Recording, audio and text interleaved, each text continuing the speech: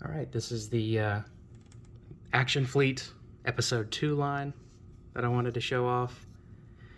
These are just a few of the Action Fleet ones that I have, but the others are pretty unremarkable, and I didn't feel like digging them out for this video. The first one I'd like to go over is the First Republic Gunship. This is the official Action Fleet one. Much better than the Titanium Ultra release, in my opinion, for a couple very obvious reasons, but we'll go over that in a sec. Just to go over the features, we'll start up at the front. The cockpit opens up. I figured the best way to open it is to grab it with 2 fingers and kind of just wedge it apart. There's the cockpit detail. It doesn't actually fit figures, I believe. You may be able to cram one in the pilot seat there, but definitely not this one. The ball turrets move like this. You can fold them in if you like so. And then you got your little rotating ball turret here. These are a lot stiffer, but the joints at the back here are quite weak, so they will break off if you're too violent with it. I've noticed in a lot of videos that this one is a lot stiffer than this one. This one always moves easy, and then this one, I'm not going to try to move it because this is a very rare one and I don't want to break it. But if you're having trouble positioning this cannon, you can unscrew this screw and this one. It's a little recessed, so you're going to need a thin screwdriver, and it'll actually allow you to shift this one in place. So I straightened mine out because I like them being straight. All right, and then moving back, you got the wings. These ball turrets do move. I'll move this one a little bit, but I'm kind of nervous. Yeah, it's a little in there. I don't feel like breaking it. Maybe this one moves easier. Yeah, that one moves a little easier. We'll leave those alone. Going to the back, nice bit of detail there. Mine's the paint's not so great right there, a little overlapped. But there's your rear gun, very fragile. When this was sent to me, it was actually bent at 45 degrees. A little knowledge for anyone collecting these.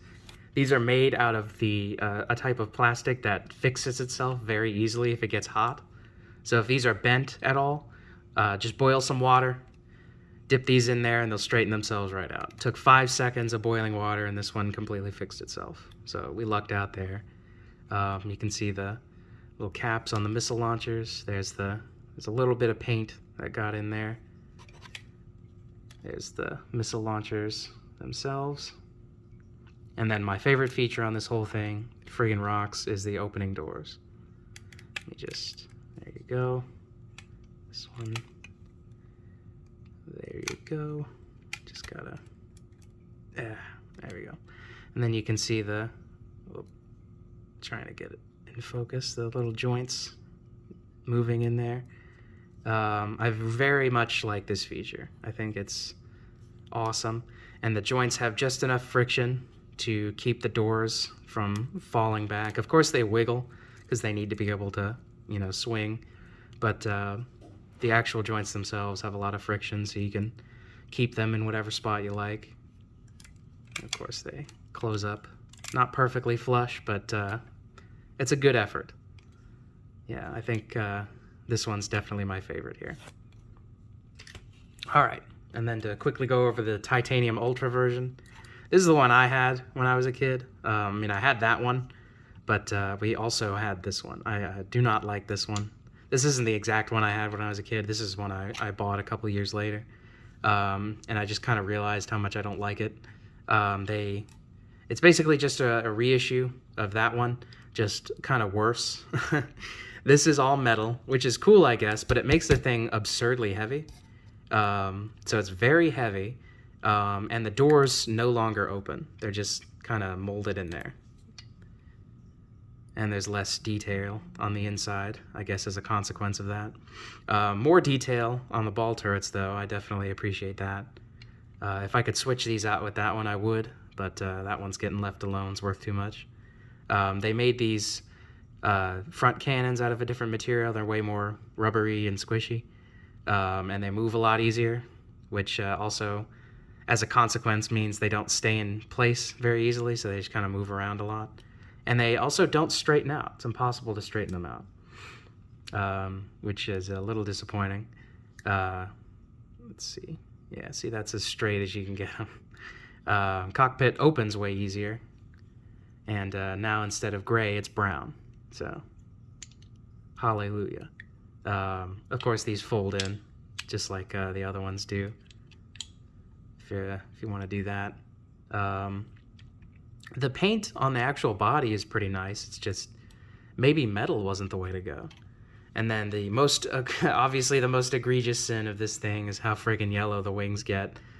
You'd be hard-pressed to find one of these that doesn't have completely yellowed wings like this. I mean, that is as yellow gets. It's almost brown. There's the guns. These are, I guess, a little more accurate to the film. These have the little missiles poking out of the front there, and these just have nothing. You can see there's a little gun back here as well. This one is it's a much more bendy material, so it's not going to break as easy. The end caps are also film accurate. If you want to compare these real quick, the end caps here are more accurate to the like animatic and concept models, and then this one is what actually appears in the film. And then of course you can see there's a bunch of differences, like the vents on the back. There's a bigger piece on this one, and it's smaller here. And the missiles are also different. Missiles look better on this one, in my opinion. But overall, this one just has less features and just is a slightly worse toy to me. I do not like this one very much. Moving on to the ATT, you can see mine's a little lethargic. The legs on this one are a little weak. They don't really want to stand up. They designed this with a very curious feature. It just kind of shakes, which is a little annoying if you're trying to pose it, because it's just constantly trying to move itself. The gun rotates 360 degrees, but I'm not going to force it to do that because I want it to retain its friction. And then the little canopy opens for a cockpit there. Can't fit a figure in it. All these little rubber guns move. They're actually like a bendable rubber. You got these on the back that do the same thing. And then the legs. All the legs move, and they all have independent ball joints for the feet to ensure that they're never going to stand up the way you want them to.